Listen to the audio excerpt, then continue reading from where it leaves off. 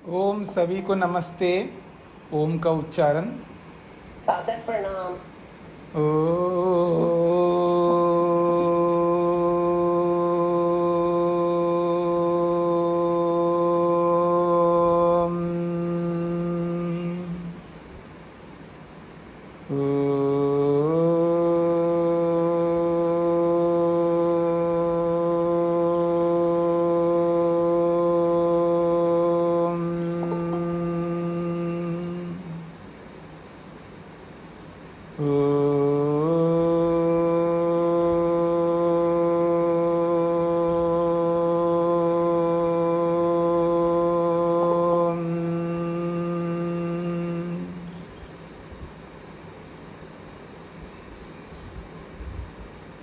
वेदांत दर्शन के चतुर्थ अध्याय के चतुर्थ पाद, चौथे अध्याय के चौथा पाद, अंतिम पाद प्रारंभ हो रहा है। बहुत सारी बातें आपके सामने आ गई हैं। जब आत्मा मुक्त होता है तो किस स्थिति में रहता है, मुक्त आत्मा की क्या स्थिति होती है, ये बहुत महत्वपूर्ण विषय है। इस बात को लेकर के आगे चर्चा हो रही है, मुक्त आत्मा की क्या स्थिति होती है। तो चतुर्थ पाद का पहला सूत्र है संपद्य आविर्भावः स्वेन शब्दात्। संपद्य आविर्भावः स्वेन शब्दात्। ब्रह्मोपासको विद्वान् खलु शरीरात् उत्क्रम्य ब्रह्मणि संपद्यते। संपद्य शब्द का अर्थ कर रहे हैं ब्रह्मोपासक, जो ब्रह्म की उपासना करने वाला है, ब्रह्म की उपासना जो कर रहा है, वो कैसे कर रहा है, वो सारी प्रक्रिया पीछे बताई गई है।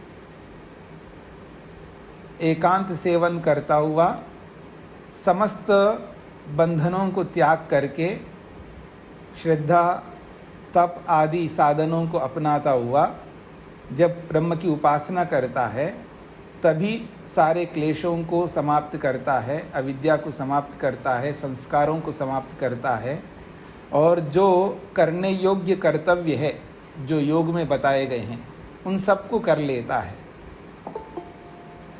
प्राप्तम प्रापनीयम यद कर्तव्यम तत् कृतम। जो प्राप्त करना था सो प्राप्त कर लिया, और जो करना था वो कर लिया। ये सब होने के बाद में कहते हैं शरीरात उत्क्रम्य, शरीर से बाहर जब निकलता है तो ब्रह्मणि संपद्यते, वो ब्रह्म में संपन्न होता है, अर्थात संविशति।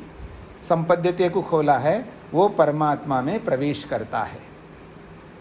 तत्र संपत्तिम संवेशम लब्ध्वा।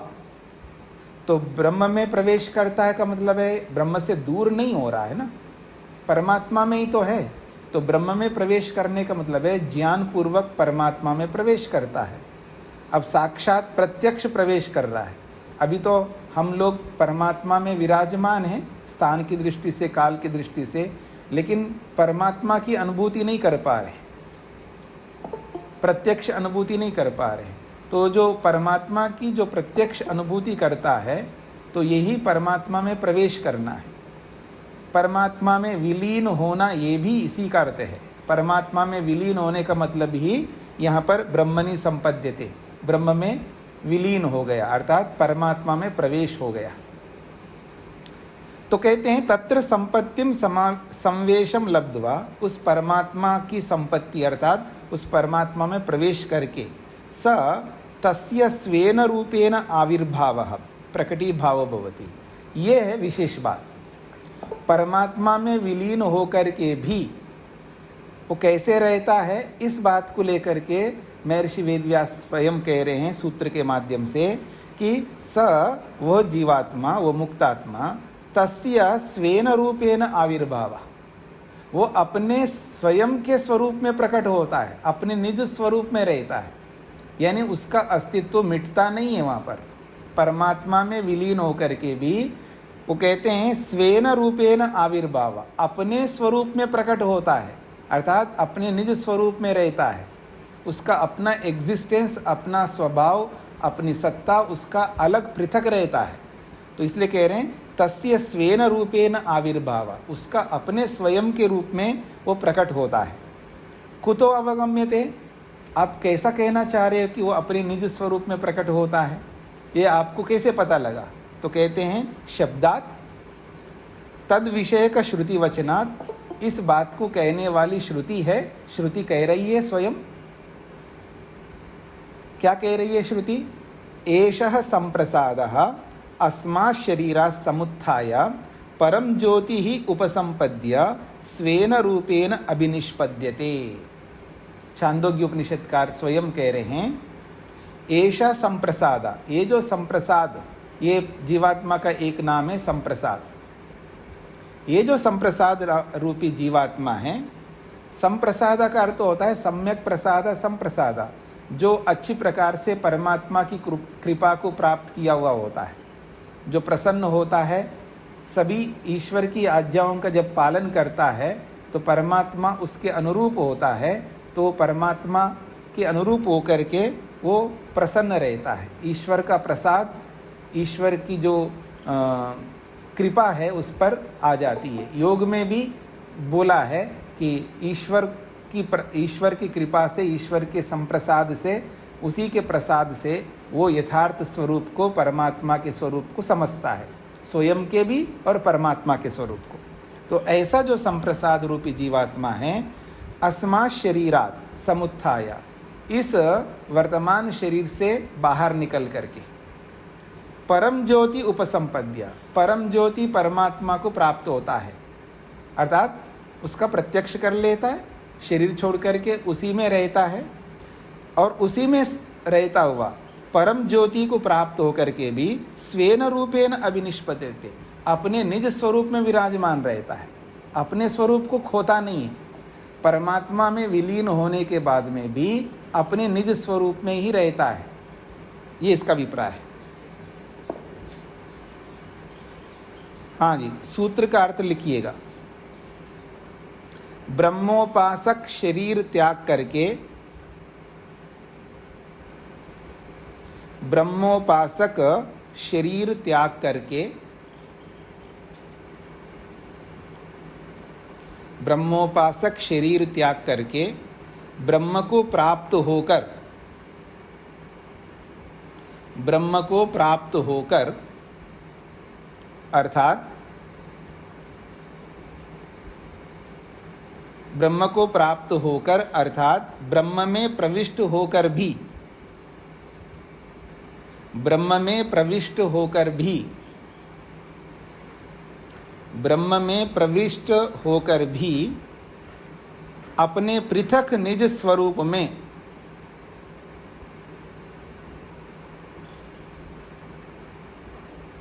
ब्रह्म में प्रविष्ट होकर भी अपने पृथक निज स्वरूप में, अपने पृथक निज स्वरूप में प्रकट रहते हैं।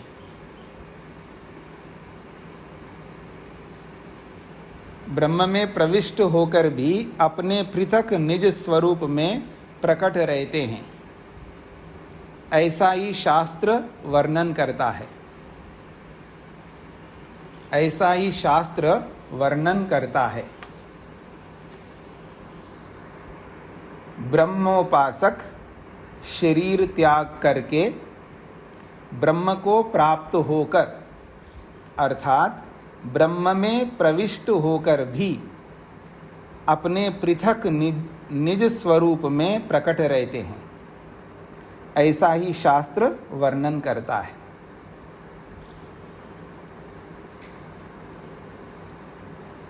सूत्रार्थ पूरा हो गया जी।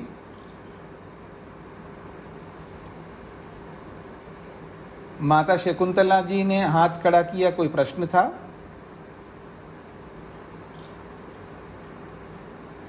अपना म्यूट खोलिए, माइक को खोलिए। बताया कि जब वो सारे अपने काम पूरे करके अपने शरीर से उत्थान करके निकलता है तो परमात्मा में प्रविष्ट करता है। तो प्रविष्ट का अर्थ क्या यहाँ संगति है? क्योंकि मेरी पुस्तक में संगति लिखा हुआ है, मतलब ये कि संपत्ति का अर्थ उन्होंने संगति दिया है। संगति का मतलब है, हो सकता है क्या? जैसे सत्संगति में हम क्या करते हैं, सबके साथ बैठते हैं ना, सज्जन लोगों के साथ बैठते हैं, तो ऐसे परमात्मा के साथ जीवात्मा बैठता है या परमात्मा के साथ रहता है। जी धन्यवाद स्वामी जी बहुत बहुत धन्यवाद। रेशा जी को क्या पूछना है? माइक को बंद करिए। हाँ जी। मैं ये पूछ रही थी, जैसे अग्नि को प्राप्त और स्वर्ग की भांति और निर्मल स्वरूप, ये 3-4 शब्द हैं, इनका बताएंगे? क्या कहा आपने? अग्नि को प्राप्त। अग्नि को प्राप्त। हाँ जी। जी, कौन अग्नि को प्राप्त? कहाँ से आपने पढ़ा अग्नि को प्राप्त? इसमें चतुर्पाद में पहले एक वाले में दिया हुआ। कहाँ पर दिया हुआ है? सबसे नीचे की पृष्ठ संख्या बताइए, कौन से कहाँ पर आपने पढ़ा है?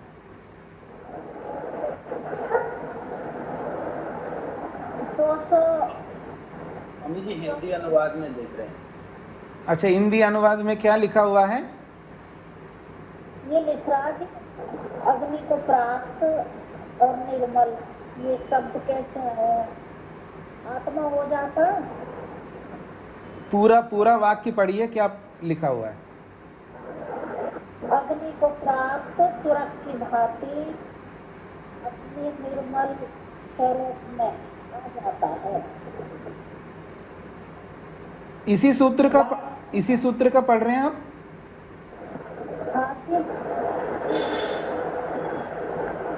प्रथम सूत्र का आखिरी लाइन है, प्रथम सूत्र की आखिरी लाइन है। अच्छा।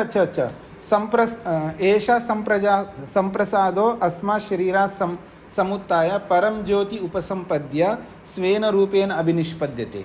तो एषा संप्रसाद का मतलब है जीवात्मा इस शरीर से बाहर निकल के परम ज्योति का मतलब है परम पिता परमात्मा को, जिसका नाम ज्योति है ना, परमात्मा को भी ज्योति कहते हैं।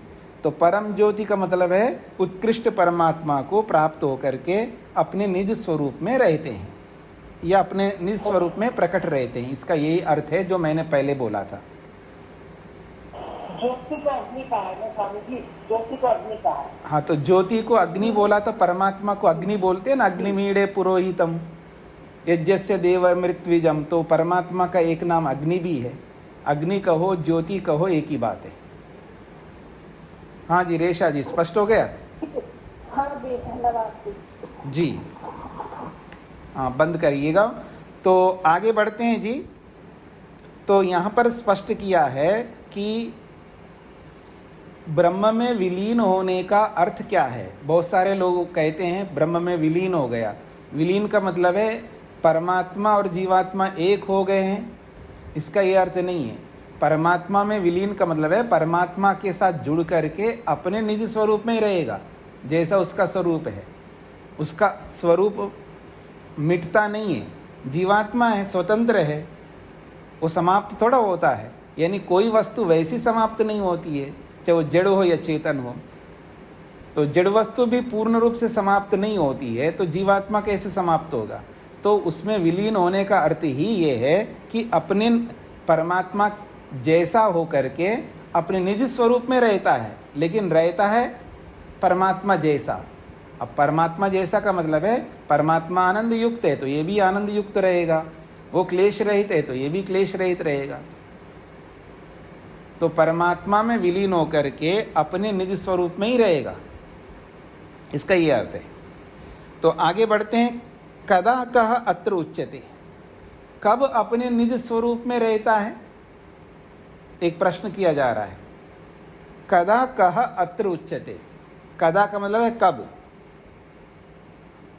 कब ऐसा होता है और कौन रहता है ऐसा? अपने निज स्वरूप में कब रहता है और कौन ऐसा व्यक्ति रहता है, ये प्रश्न है। कदा कह, कदा का मतलब है कब, कब वो अपने निज स्वरूप में रहता है। जैसे हम सब लोग आज जो है अपने निज स्वरूप में नहीं है, याद रखना, हम अपने निज स्वरूप को नहीं पहचानते। आप लाख कोशिश कर लो, हम सब अपने निज स्वरूप को नहीं समझते हैं। शब्दों से बात नहीं कर रहा हूँ मैं, व्यवहार से हम अपने निज स्वरूप को नहीं जानते हैं। फिर क्या जानते हैं? जैसे दर्पण में देख करके शरीर को मैं के रूप में जानते हैं ना, ऐसे ही जानते हैं हम लोग। शरीर को और आत्मा को अलग नहीं मानते, हम एक ही मानते हैं। इसलिए तो रोते रहते हो। पति के, पत्नी के, बेटे के, उसके, किसी के भी मर जाने पर, शरीर त्याग करने पर जो व्यक्ति रोता रहता है, यह दुखी होता है।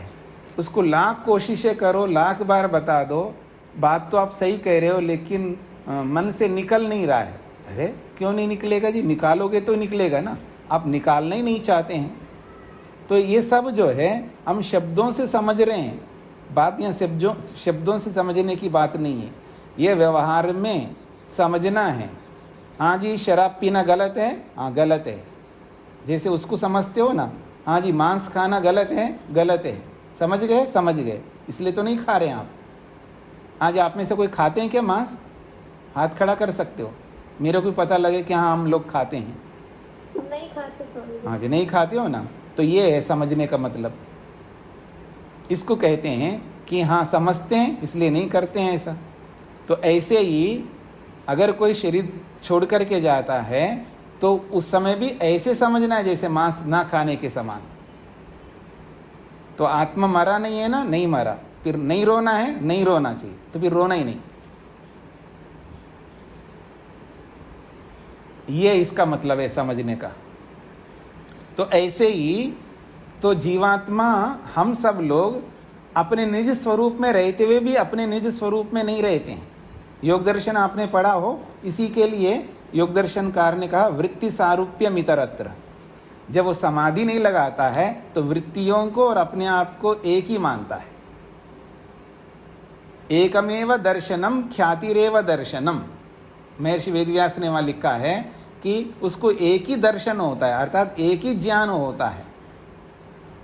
वो एक ही ज्ञान क्या है? शरीर और आत्मा अलग अलग बोध नहीं होता उसको, शरीर ही आत्मा और आत्मा ही शरीर, ऐसा उसको समझ में आता है। उसको लाख बार बता दो तो भी वो ऐसा ही मानता है। इसलिए व्यक्ति अविद्या से युक्त रहता है। तो अपने निज स्वरूप में या तो समाधि की स्थिति में रहता है या मुक्ति की स्थिति में रहता है। तो यही बात यहाँ पर कही है कि वो अपने निज स्वरूप में रहता है। तो ये कब रहता है ये बात, और कौन ऐसा रहता है, ये प्रश्न है। तो उत्तर दिया है मुक्तः, मुक्तात्मा ऐसे निज स्वरूप में रहता है। चाहे वो जीवन मुक्त हो, शरीर में रहते भी, जीते जी भी मुक्त रहता है आदमी, दुखों से मुक्त रहता है। जब तक समाधि लगाता है ना तब तक वो दुखों से मुक्त रहता है। मुक्ति जैसा ही सुख लेता है शरीर में रहते हुए समाधि में। तो जब उस स्थिति में रहता है तब वो अपने निज स्वरूप में रहता है। इसलिए योग दर्शनकार ने कहा जब समाधि से बाहर आता है तो कैसे रहता है? वृत्ति सारूप्यम में रहता है, ऐसा वहां उत्तर दिया है। अब योग दर्शन आप पढ़ेंगे, सूत्रों को पढ़ेंगे और वेद व्यास के भाष्य को पढ़ेंगे तो वहां पर यही कहा है। तीसरा सूत्र है तदा द्रष्टु स्वरूपेवस्थानम। जब समाधि लगती है तो वो अपने स्वरूप में विराजमान होता है और परमात्मा के स्वरूप में भी विराजमान होता है, अर्थात परमात्मा के स्वरूप को जानता हुआ अपने निज स्वरूप में रहता है, ऐसा वहां पर अर्थ किया है तदा द्रष्टु स्वरूपेवस्थानम। तो जब अपने निज स्वरूप में रहता है तो फिर वो ऐसा रहता हुआ भी नहीं रहता। क्यों ऐसा है? तो कहा वृत्ति सारूप्यम इतरत्र। जब समाधि से बाहर आता है तब कैसे रहता है? तो कहा वृत्ति सारूप्यम इतरत्र। तब वो वृत्ति को और अपने आप को, वृत्ति का मतलब वो शरीर भी वृत्ति है, मन की भी वृत्ति है, इंद्रियों की भी वृत्ति है। तो उन वृत्तियों को और अपने आप को, शरीर को अपने आप को, मन को अपने आप को अलग नहीं मानता है। यही अपने निज स्वरूप में रहते हुए भी अपने आप को निज स्वरूप में अनुभव नहीं करता प्रत्यक्ष। तो यहाँ कहा जा रहा है मुक्तः, मुक्तात्मा जब होता है तब अपने निज स्वरूप में रहता है वो। क्यों? प्रतिज्ञानात्, ऐसी ही प्रतिज्ञा की है शास्त्र में। शास्त्र में ऐसा ही कहा गया है, मुक्त अवस्था में ही वो अपने निज स्वरूप में रहता है। मुक्तः सन, मुक्त होकर के, यदा मुक्तो भवति, जब वो मुक्त होता है, तदा निज स्वरूप में रहता है। ये इसका अनुवृत्ति लाना है। यदा मुक्तो भवति तदा स्वेन रूपेण अभिनिष्पद्यते। जब वो मुक्त होता है तभी अपने निज स्वरूप में वो प्रकट रहता है। कथम? ये बात आप कैसे कह सकते हो? तो कहा प्रतिज्ञानात्, प्रतिज्ञाता खलु मुक्त तत्र, मुक्त के विषय में शास्त्र ने प्रतिज्ञा की है, अर्थात मुक्त व्यक्ति के विषय में शास्त्र ऐसा ही कहता है। क्या कहता है? देखो, अशरीरम वावसंतम न प्रिया प्रिये स्पृशतः। जब वो शरीर रहित होता है मुक्त अवस्था में, अशरीरम वावसंतम, जब बिना शरीर वाला जीवात्मा होता है, तब न प्रिया प्रिय स्पृशता, तब उसको सुख और दुख कभी स्पर्श नहीं कर सकते। न तो वो सुखी होता है न दुखी होता है। संसार के सुखों से सुखी नहीं होता है और न संसार के दुखों से दुखी होता है। प्रिय और अप्रिय, प्रिय का मतलब सुख और अप्रिय का मतलब दुख। तो जब शरीर रहित होता है, मुक्त अवस्था की बात हो रही है, जब मुक्ति में जाता है या जीवन मुक्त अवस्था में होता है, तब अशरीरम, जब शरीर रहित अपने आप को मानता है अथवा शरीर रहित होता है, जिसको योग दर्शन में कहा है विदेह, भव प्रत्ययो विधेय प्रकृति लयाना। विदेह, देह में रहते भी देह से रहित मानता है अपने आप को। भव प्रत्ययो विदेह प्रकृति लयानाम, ये योग दर्शन के प्रथम पाद का सूत्र है। विदेह का मतलब होता है शरीर में रहते हुए भी शरीर से अपने आप को अलग मानना। ये बहुत बड़ी बात है, शब्दों से नहीं है, व्यवहार में ऐसा वो देखता है अपने आप को। शरीर में रह करके भी शरीर से अलग अपने आप को रखता है। जैसे कमल का पत्ता होता है, पानी में रहते हुए भी पानी से अस्पृष्ट रहता है।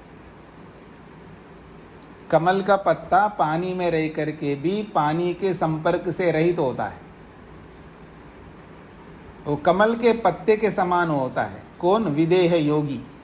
जब समाधिस्थ होता है वो अपने आप को शरीर रहित, अपने आप को केवल आत्म तत्व में अनुभव करता है, प्रत्यक्ष।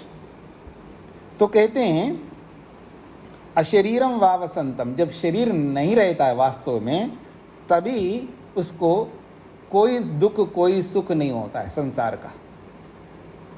और जब तक शरीर रहेगा दुख तो होंगे, चाहे योगी हो या भोगी हो। योगी को भी दुख होता है, पर अविद्या वाला दुख नहीं होता है। मेरी बात को समझने का प्रयत्न करना। दुख दो प्रकार से प्राप्त होते हैं। एक तो शरीर के कारण से दुख प्राप्त होता है, भूख का, प्यास का, निद्रा का, ऐसे बहुत सारे शारीरिक दुख होते हैं जिसको हम दूर नहीं कर सकते। और एक होता अविद्या से दुखी होना, क्लेशों से दुखी होना। अविद्या से होने वाले दुखों से तो योगी बचा रहता है, पर शारीरिक दुखों से वो बच नहीं सकता। इस बात को समझना हो तो योग दर्शन का एक बहुत बड़ा सूत्र है, बहुत महत्वपूर्ण सूत्र है। वो सूत्र ये कहता है कि 4 प्रकार के दुख होते हैं। परिणाम ताप संस्कार गुणवृत्ति विरोधाच दुखमेव सर्वं विवेकिनः। परिणाम दुख, ताप दुख, संस्कार दुख और गुणवृत्ति विरोध दुख, 4 दुख बताए वहां पर। तो योगी व्यक्ति जो है परिणाम दुख से रहित हो सकता है, ताप दुख से रहित होता है, संस्कार दुख से भी रहित होता है। 4 प्रकार के दुखों में से 3 दुखों से मुक्त हो सकता है योगी व्यक्ति। लेकिन जो गुणवृत्ति विरोध दुख है उससे वो बच नहीं सकता, क्योंकि गुणवृत्ति विरोध दुख वो होता है हम ना चाहते हुए भी हमें दुख देता होता है, दुख दे रहा होता है शरीर। जब तक जीवात्मा के साथ सूक्ष्म शरीर, स्थूल शरीर जुड़ा रहेगा तब तक उसको दुख है, क्योंकि उसके अंदर दुख है तो वो दुख देगा कभी ना कभी। इसलिए उसको भूख लगती है, प्यास लगती है, यानी शरीर जो है उसको पीड़ित करता रहता है प्यास के लिए, भूख के लिए, और नहीं लेगा तो दुख होगा, योगी हो चाहे भोगी हो। तो इस दुख से बच नहीं सकता। ये अनिवार्य दुख है, पर ये अविद्या वाला दुख नहीं है, ये याद रखना। मतलब अविद्या के कारण से, मूर्खता के कारण से मेरे को भूख लग रही है, ऐसा नहीं है। मूर्खता के कारण से प्यास लग रही है, ऐसा नहीं है। मूर्खता के कारण से नींद आ रही है, ऐसा नहीं है। तो शरीर को नीड है, ज़रूरत है, और जब तक शरीर में रहूँगा तो इन दुखों से नहीं बच सकता। पर वो जो बाकी 3 दुख है उनसे बच सकता हूँ। तो योगी में और हम जैसे सामान्य लोगों में यही अंतर होता है। हम लोग इन दुखों से इतना पीड़ित नहीं रहते हैं। भूख से, प्यास से या निद्रा से जो दुख मिलते हैं उनसे इतने दुखी नहीं रहते हैं जितना दुखी हम अविद्या से रहते हैं। हम सास से, बहू से, पोते से, पोती से, बेटे से, पड़ोसी से, देवर से, देवरानी से, जेठ से, जेठानी से, नौकर से, चाकर से, इन सब से दुखी रहते हैं। और आप मेरे से दुखी रहते हैं, मैं आपसे दुखी रहता हूँ। ऐसे हम सब एक दूसरे से दुखी रहते हैं। ठीक है जी। तो ये जो दुख है इनको योगी नहीं, उसको भाते नहीं ये दुख, वो इन सबसे ऊपर उठा रहता है, उसको कोई परवाह नहीं है। परवाह नहीं का मतलब है गलत सेंस में नहीं बोल रहा हूं, अच्छे सेंस में कह रहा हूं कि योगी को इन सबसे कोई लेना देना नहीं होता, इन सबसे ऊपर उठा हुआ होता है। और हम लोग जो है स्वस्वामी संबंध जोड़ करके हम अपेक्षाएं रखते हैं इन लोगों से। जहां अपेक्षाएं नहीं रखनी चाहिए वहां हम रखने लगते हैं, वहीं पर दुख प्रारंभ होता है। और योगी भी अपेक्षा रखता है, ईश्वर भी रखता है, पर वो अविद्या वाली अपेक्षा कभी नहीं रखता। ये हमें समझना होता है। मैं ये नहीं कह रहा हूं आप पति से, पत्नी से, भाई से, बहन से, या सास से, या बहू से, या गुरु से, या विद्यार्थी से अपेक्षा मत रखो। लेकिन हम स्वार्थी बन करके अपेक्षा रखते हैं ना, वो दुख का कारण होता है। अपेक्षा रखने में कोई दोष नहीं है, पर अपेक्षा की पूर्ति जब नहीं होती है तब हम परेशान होते हैं, वो हानिकारक होता है। अब इस बात को कब हम समझ जाएंगे, तभी हमारा कल्याण हो सकता है। अपेक्षा रखो पर उसे दुखी नहीं होना। हम दुखी होते हैं जहां दुख हो रहा है, अपेक्षा की पूर्ति नहीं होने पर दुख हो रहा है, तो समझ लेना हम अविद्याग्रस्त होकर के अपेक्षाएं रख रहे हैं। नहीं हुआ तो नहीं हुआ, कोई बात नहीं, उसमें क्या है। जरूरी नहीं है कि मैं जो जो चाहूं वो सब करे सामने वाले, कोई भी हो, पति पत्नी, भाई बहन, गुरु विद्यार्थी, कोई भी संबंध हो हमारे। ये जरूरी नहीं है कि हम जो जो अपेक्षा रखें वो सब सामने वाले करें। हमें ये सोच करके चलना है, कर सकते हैं तो अच्छी बात है, नहीं करते हैं तो भी अच्छी बात है। अपने आप को विचलित नहीं होने देना, अपने आप को सम रखना, ये ही हमारे पढ़ने का उद्देश्य है जी। इस पर हमें ध्यान देना है। अगर हमने ये नहीं ध्यान दिया है तो हमारा पढ़ना सब व्यर्थ हो जाएगा। पंच की बात सिर माथे, परनाला वहीं गिरेगा। अगर इस बात को लेकर के चलेंगे तो ठीक है, वो आपकी मर्जी है, उसमें तो मैं कुछ नहीं कर सकता। तो आगे चलते हैं कि ये जो मुक्त आत्मा है, अशरीरम वावसंतम, जब बिना शरीर का हो जाता है, न प्रिया प्रिय स्पृशता, उसको सुख दुख कभी स्पर्श नहीं कर सकते। तो अशरीरः शरीर संबंध रहितो मुक्तः। अशरीर का मतलब है यहाँ पर शरीर संबंध से रहित जो मुक्त आत्मा है, वही व्यक्ति अपने निज स्वरूप में प्रकट रहता है, यानी अपने निज स्वरूप में विराजमान रहता है, अपने यथार्थ स्वरूप को पहचान रहा होता है। और उस स्थिति तक हमें पहुंचना है। सूत्रार्थ, शास्त्र के प्रतिज्ञा वाक्य से शास्त्र के प्रतिज्ञा वाक्य से पता लगता है कि, शास्त्र के प्रतिज्ञा वाक्य से पता लगता है कि,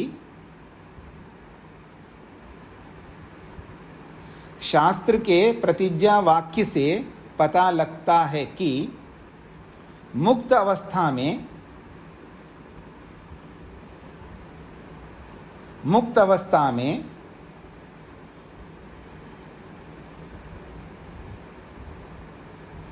मुक्त अवस्था में आत्मा का जो रूप रहता है,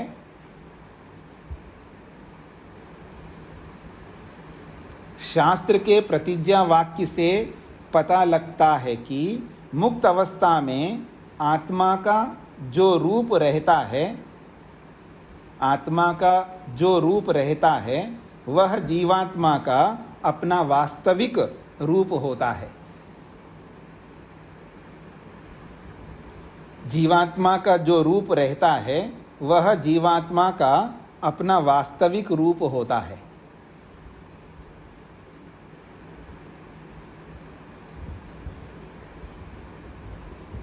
शास्त्र के प्रतिज्ञा वाक्य से पता लगता है कि मुक्त अवस्था में जीवात्मा का जो रूप रहता है वह जीवात्मा का अपना वास्तविक रूप होता है।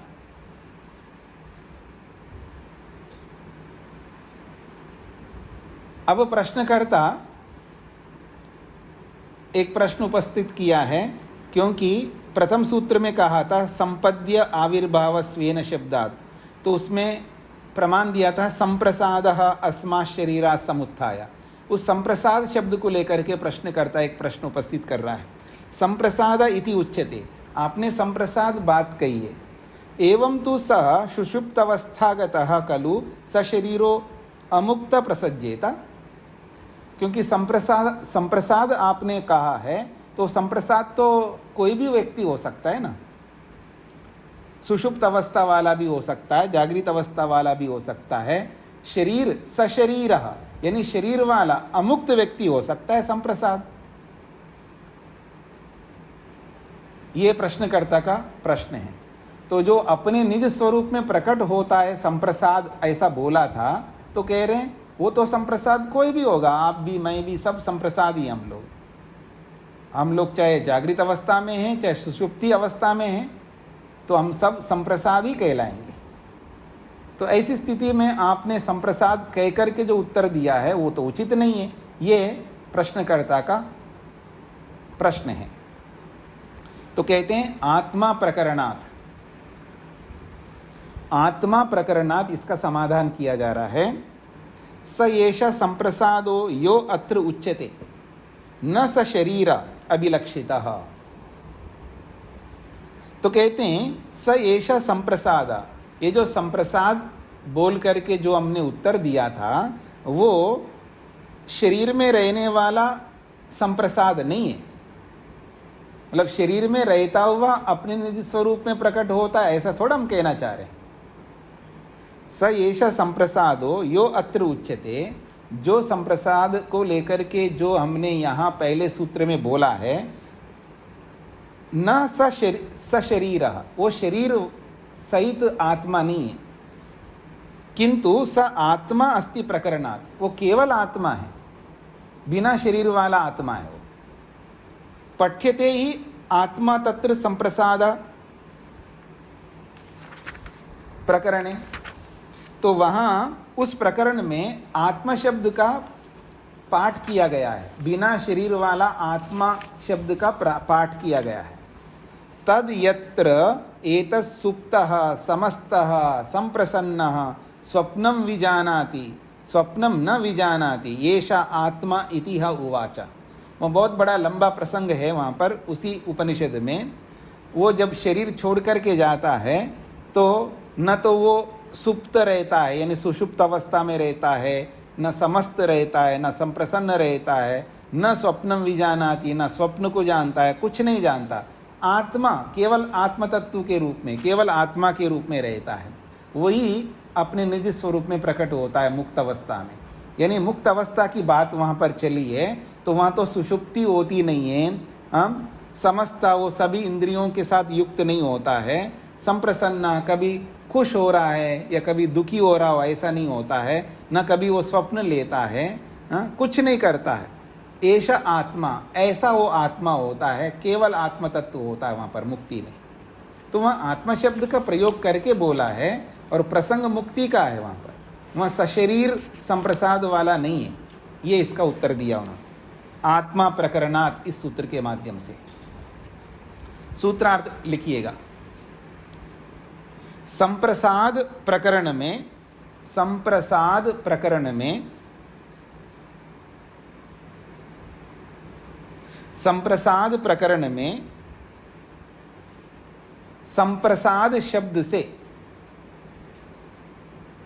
संप्रसाद प्रकरण में संप्रसाद शब्द से, संप्रसाद शब्द से केवल आत्मा का ग्रहण होता है, केवल आत्मा का ग्रहण होता है।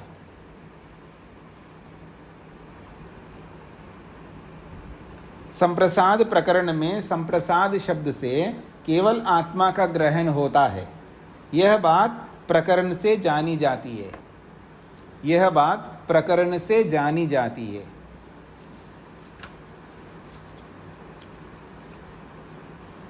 यह बात प्रकरण से जानी जाती है।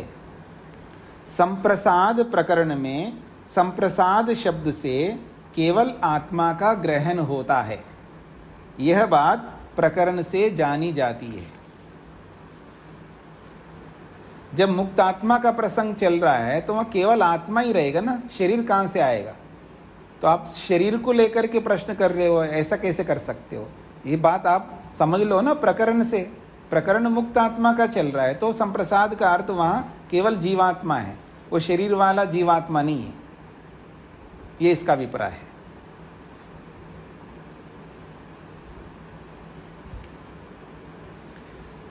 अब उसी प्रथम सूत्र पर आ गए जी, क्योंकि प्रथम सूत्र जो था ना, संपद्य आविर्भाव स्वेन शब्दात, इसी पर प्रश्नकर्ता प्रश्न उठा करके कुछ पूछा तो उसका उत्तर दे दिया है। फिर उसी प्रसंग पर आ रहे हैं। स आत्मा परमात्मानं प्राप्य कथम अवतिष्ठते मुक्त अवस्थायां, मुक्ति की अवस्था में वो जो जीवात्मा है परमात्मा को प्राप्त होकर के किस रूप में रहता है?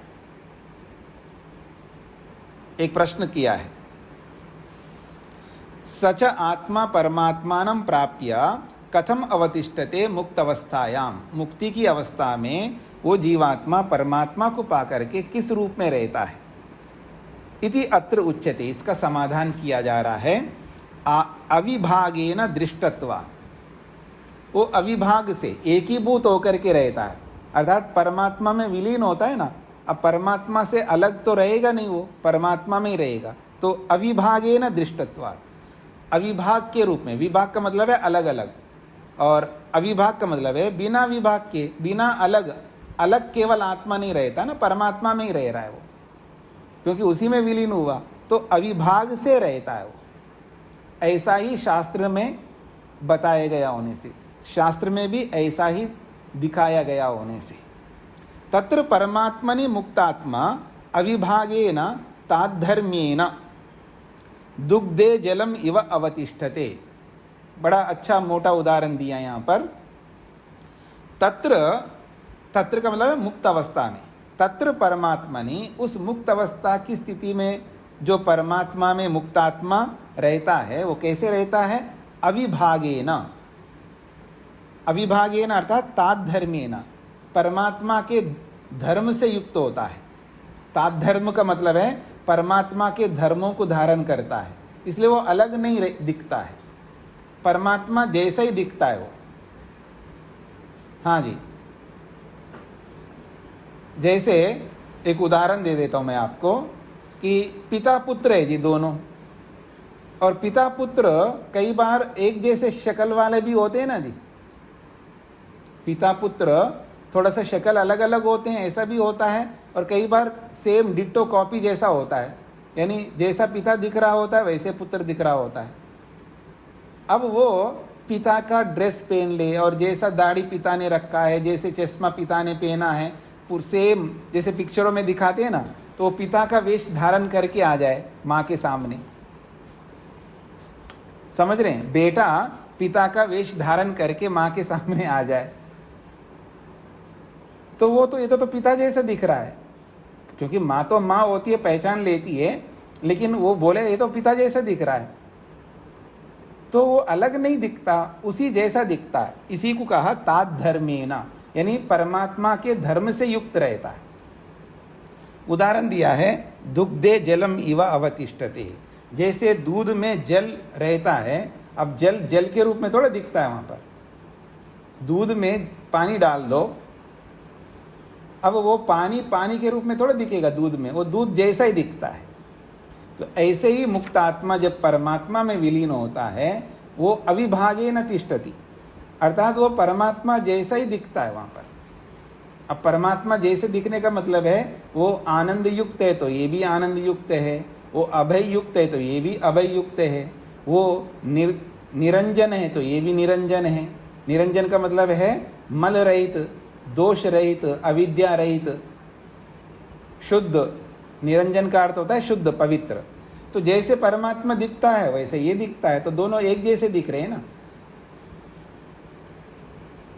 दृष्टत्वात्, श्रुति में देखा जाने से, श्रुतो दृश्यते, श्रुति में भी स्पष्ट रूप से ऐसा ही बोला है। कैसा बोला है? यथा क्रतु अस्मिन् लोके पुरुषो भवति तथैव प्रेत्य भवति।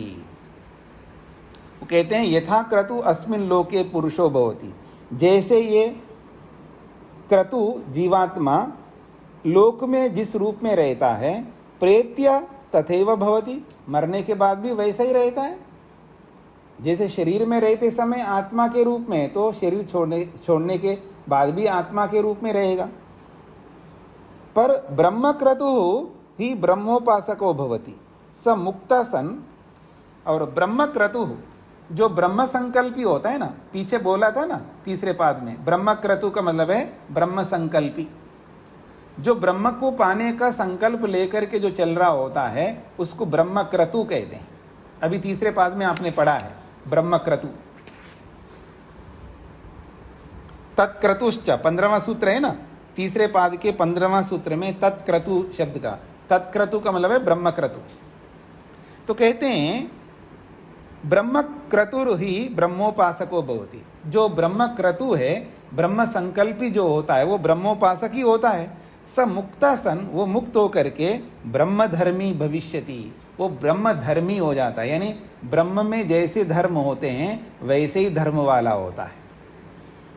तो ब्रह्म धर्मी का मतलब है ब्रह्म के यानी परमात्मा के धर्मों वाला होता है। ब्रह्म धर्मी का मतलब है ब्रह्म के अर्थात परमात्मा के धर्मों वाला हो जाता है जीवात्मा। तथा च ताद्धर्म्यम अपि श्रुतो पठ्यते। और एक बात यह है कि उस परमात्मा के धर्मों से युक्त जीवात्मा को शास्त्र पढ़ता है। देखिए, यदा पश्यते रुक्म वर्णम कर्तारम ईशम पुरुषम ब्रह्मयोनिम तदा विद्वान पुण्य पापे विधूय निरंजनः परमं साम्यम उपैति। तो यहाँ उदाहरण है परमं साम्यम उपैति, अर्थात जैसा परम का मतलब परमात्मा, जैसे परमात्मा होता है साम्यम उपैति वैसा ही जीवात्मा होता है, यानी परमात्मा के समान होता है। परम साम्यम उपैति का मतलब है परमात्मा के समान हो जाता है जीवात्मा। कहते हैं यदा पश्यते रुक्म वर्णम, यदा जब पश्य का अर्थ है जीवात्मा, दृष्टा दृशि मात्र, जीवात्मा को महर्षि पतंजलि ने कहा वो ये जो दृष्टा जीवात्मा दृशि मात्र वो देखने के स्वरूप वाला है। तो देखने के स्वरूप वाला का मतलब केवल दृष्टा है। तो ऐसे ही यहाँ पर पश्य का मतलब देखने वाला। दृष्टा शब्द और पश्य शब्द दोनों का मीनिंग एक ही है। दृष्टा का हो पश्य का हो एक ही बात है। दृष्टा का मतलब देखने वाला और पश्य का अर्थ भी देखने वाला। यदा ये जो जीवात्मा रूपी जो पश्य है अर्थात ये जो देखने वाला जो जीवात्मा है, यदा रुक्म वर्णम पश्यते, जब ज्ञान स्वरूप परमात्मा को देखता है। रुक्म वर्णम का मतलब है जो बिल्कुल एकदम सुवर्ण वर्ण वाला हिरण्य गर्भ को, हिरण्य स्वरूप वाले को जब देखता है, और कर्तारम उसको कर्ता के रूप में देखता है, ईशम उसको स्वामी के रूप में देखता है, पुरुषम इस पूरे ब्रह्मांड में फैला हुआ व्याप्त हुआ उस परमात्मा को देखता है, ब्रह्म योनिम इस ब्रह्मांड के कारण के रूप में देखता है उसको।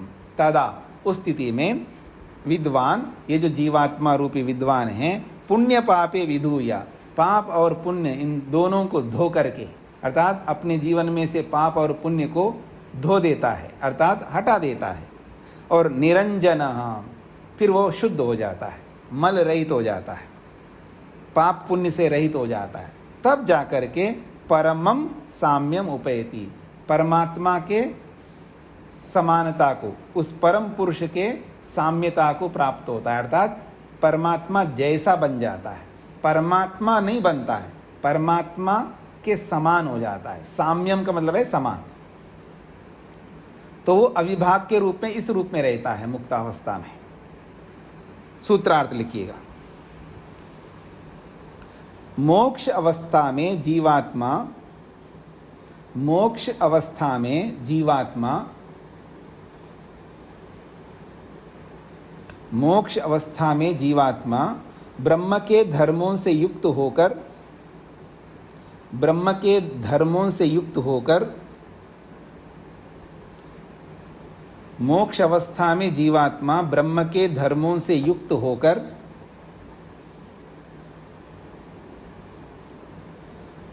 ब्रह्म के धर्मों से युक्त होकर अविभाग के समान, अविभाग के समान,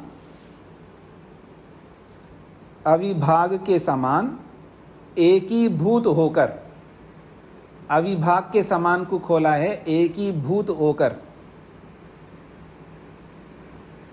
अविभाग के समान एकीभूत होकर तादात्म्य संबंध से, अविभाग के समान एकीभूत होकर तादात्म्य संबंध से युक्त रहता है। एकीभूत होकर तादात्म्य संबंध से युक्त रहता है, ऐसा ही शास्त्र वर्णन करता है, ऐसा ही शास्त्र वर्णन करता है।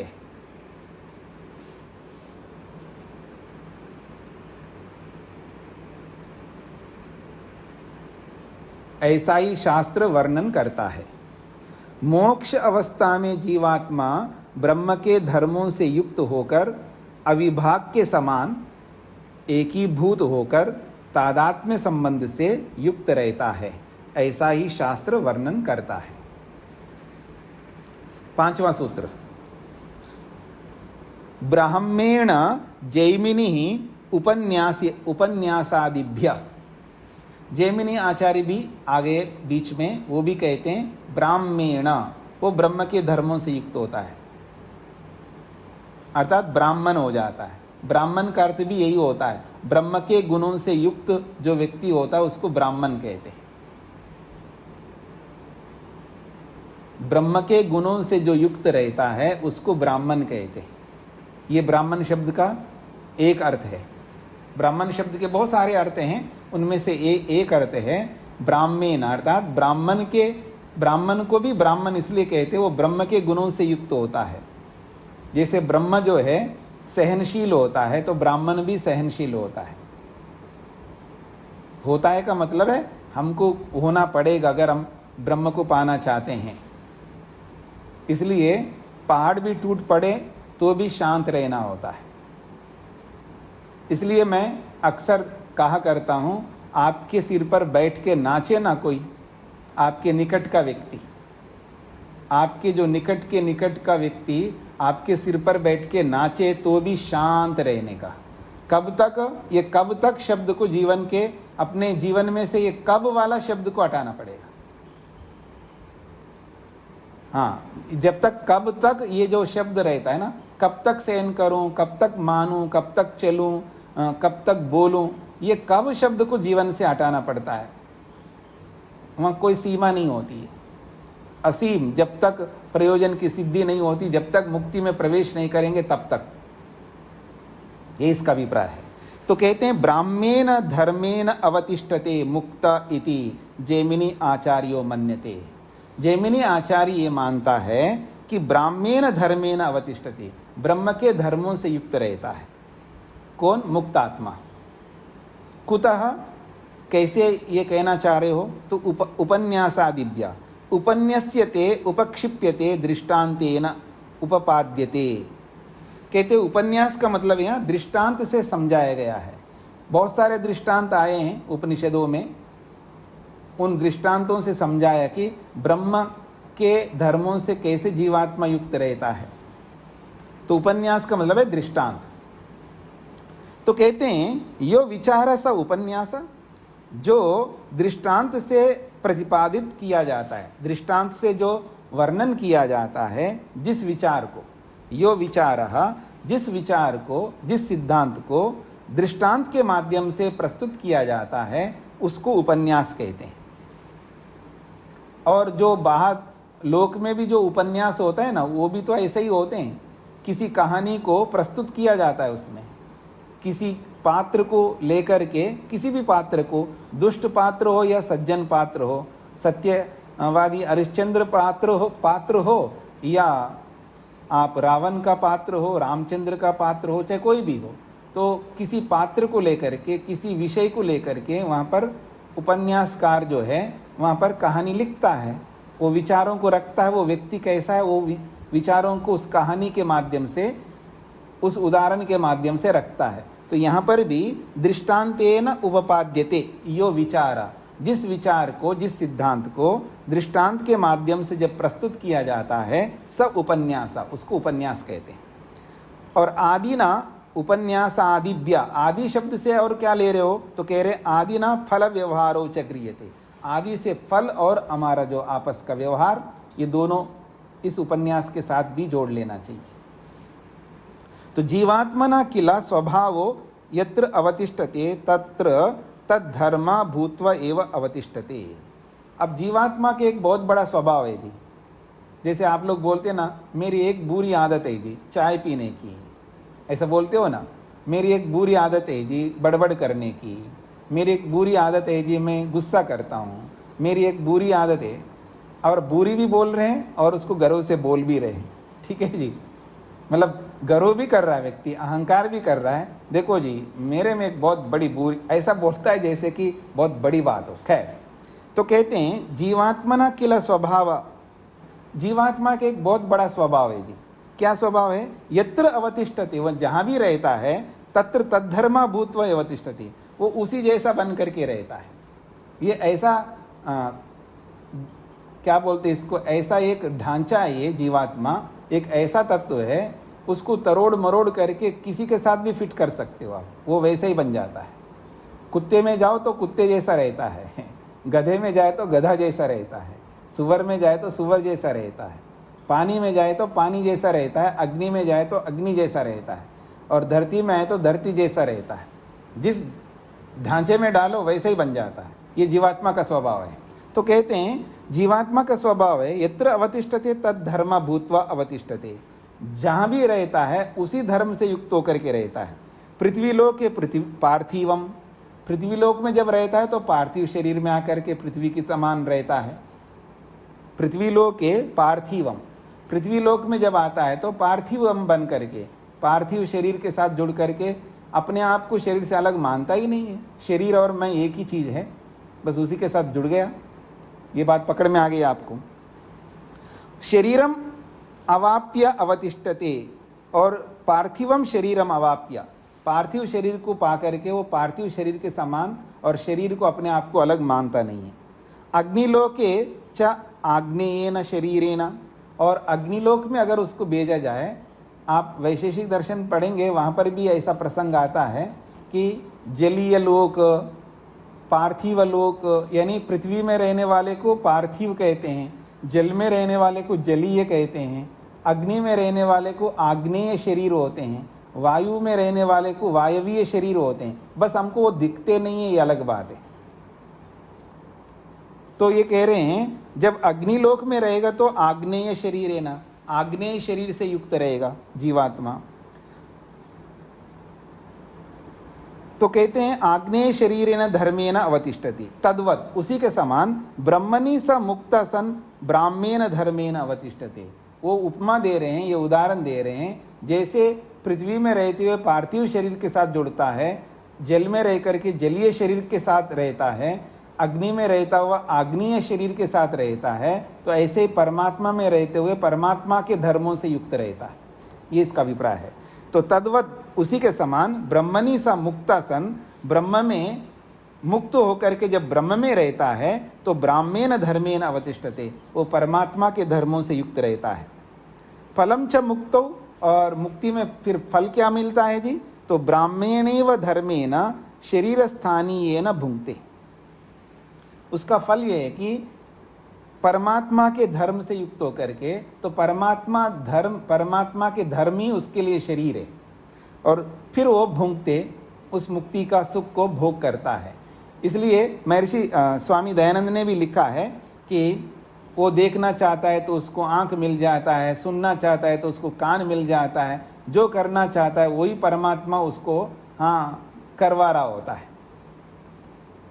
इसका उदाहरण दूं जी, एक पोता है और एक दादा है, और छोटा सा बच्चा है, और वो छोटा सा बच्चा जो है दादाजी से जो कहता वो करता जाता है। उदाहरण समझ में आ रहा है जी आप लोगों को? बहुत सरल है। बहुत छोटा सा बच्चा है, 3 साल का बच्चा भी नहीं है, या यूँ समझ लियो खड़ा हो गया, अभी अभी खड़ा होकर चलने लगता है। तो जो ऐसे जो 1.5 साल का जो बच्चा हो, अब दादा हो चाहे दादी हो, तो वो जो जो कहेंगे ना, वो बच्चा जो जो कहता रहता है वो वैसा वैसा करते रहते हैं। उसको सिर में बिठा करके उसको हाथी बना लो, उसको गधा बना लो, उसको जो बनाओगे वो बनता जाएगा, वो करवाता जाएगा। तो ऐसे मुक्तात्मा जो कहता है वो परमात्मा उसके लिए हाजिर रहता है, वो सब कर देता है। पर वहाँ अविद्या नहीं होती है मुक्तात्मा में, इसलिए वो कुछ गलत तो करवाता नहीं है, वो देखना चाहता है तो उसको दिखाता रहता है। तो परमात्मा ही मानो एक प्रकार से उसको साधन बना हुआ रहता है। परमात्मा साधन भी बनता है और साध्य भी बनता है, इसलिए उसको सेतु भी कहा है उपनिषदकार ने। वो पुल के समान है, वो साधन भी है और साध्य भी है। परमात्मा में सारे गुण हैं। तो कहते हैं वो ब्राह्मणेव धर्मेण शरीर स्थानीयेन भुंक्ते, ब्रह्म के धर्मों से युक्त होकर के वो अपना भोग रहा होता। तथैव दयानंद ऋषिना अपि उक्तम, और स्वामी दयानंद सरस्वती ने भी ऐसा ही कहा है। फिर कह रहे हैं यदि तत्र ब्रह्मणि ब्राह्मम धर्मम विज्ञान आनंदादिकम न आददीता, यदि उस मुक्ति में परमात्मा के धर्मों से युक्त होकर के परमात्मा के विज्ञान को आनंद आदि का उपभोग नहीं करता, तर्हि तद गत सुखम न अपनुयात पुनर्मुक्ते, फिर उस मुक्ति में जो सुख प्राप्त हो रहा है तो उसको नहीं मिलना चाहिए। फिर जब परमात्मा के धर्मों से युक्त ही नहीं होगा मुक्ति में जाकर के भी, तो फिर ऐसी मुक्ति किसको चाहिए जी? फिर उसको मुक्ति में जाने का क्या मतलब है? जब मुक्ति में गया है तो मुक्ति के परमात्मा के धर्मों से युक्त होगा, तभी मुक्ति का मतलब है। तो ये कह रहे हैं यदि तत्र ब्रह्मणि ब्राह्मम धर्मम विज्ञान आनंदादिकम न आददीता, उस परमात्मा के धर्म जो कि विज्ञान है, आनंद आदि से बहुत सारे उसके गुण, न आददीता, उन गुणों को वो ग्रहण ना करे, उन गुणों से युक्त ना करे, तर्हि तब तो तद्गत सुखम नापनुयात, और उन गुणों से जो आत्मा को सुख मिलना चाहिए फिर वो सुख भी नहीं मिलेगा। वो जब विज्ञान से युक्त नहीं होगा, वो परमात्मा के आनंद से युक्त नहीं होगा, तो फिर उसको सुख कैसे मिलेगा? परमानंद कैसे मिलेगा मुक्ति में? तो इसलिए कह रहे हैं तद्गत सुखम, उनसे मिलने वाला सुख तो फिर नहीं मिलना चाहिए उसको उस मुक्ति में। को लाभ तत्र व्यवहारश्चापि तत्र कथम स्यात्, फिर लाभ क्या है जो उस मुक्ति में जाने का? जब परमात्मा के धर्मों से युक्ति ही नहीं रहे तो फिर मुक्ति में जाने का क्या प्रयोजन है? और व्यवहारश्चापि तत्र कथम स्यात्, फिर वो व्यवहार भी क्या करेगा? आने जाने का, सुख लेने का क्या व्यवहार करेगा? वो भी नहीं कर पाएगा। मुक्ता सन स्याद अव्यवहारित गति कहा। हाँ, मुक्त होकर के ये तो होना चाहिए अव्याहत गति। अव्याहत गति का मतलब है बिना रोक टोक की गति होनी चाहिए उसको मुक्ति में। मतलब जहाँ चाहे जाना चाहे जाएं, आए जाए, खाए पिए बैठे उठे कुछ भी करें, उसको रोकने वाला कोई नहीं होना चाहिए। क्योंकि जो भी वो करेगा विद्या से युक्त करेगा, कोई अनर्थ तो कर नहीं सकता, इसलिए उसको कौन रोकेगा टोकेगा। तो अव्याहत गति में उसको होना चाहिए। तत्र कामचारी च भवति, इसलिए वो कामचारी होता है, अर्थात यथेष्ट गमन करने वाला होता है। तदानीम स सत्यकाम सत्य संकल्पः, क्योंकि उस समय मुक्त अवस्था में वो सत्यकाम होता है, सत्य की कामना करता है और सत्य ही संकल्पों को करता है, इसलिए उसको उपनिषदकार ने भी कहा है सत्यकामः सत्य संकल्पः। तस्य सर्वेषु लोकेषु कामचारो भवति, और वो सभी लोकों में यथेष्ट गमन करता है, इसलिए उसको मुक्ति कहते हैं। सूत्रार्थ लिख लीजिएगा। जैमिनी आचार्य का मानना है कि, जैमिनी आचार्य का मानना है कि जैमिनी आचार्य का मानना है कि मोक्ष में जीवात्मा, मोक्ष में जीवात्मा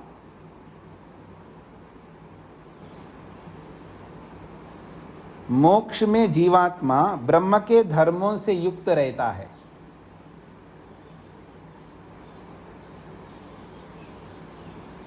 मोक्ष में जीवात्मा ब्रह्म के धर्मों से युक्त रहता है। मोक्ष में जीवात्मा ब्रह्म के धर्मों से युक्त रहता है। यह बात शास्त्र में, यह बात शास्त्रों में, यह बात शास्त्रों में दिए गए उदाहरणों से सिद्ध होती है। यह बात शास्त्रों में दिए गए उदाहरणों से सिद्ध होती है। यह बात शास्त्रों में दिए गए उदाहरणों से सिद्ध होती है।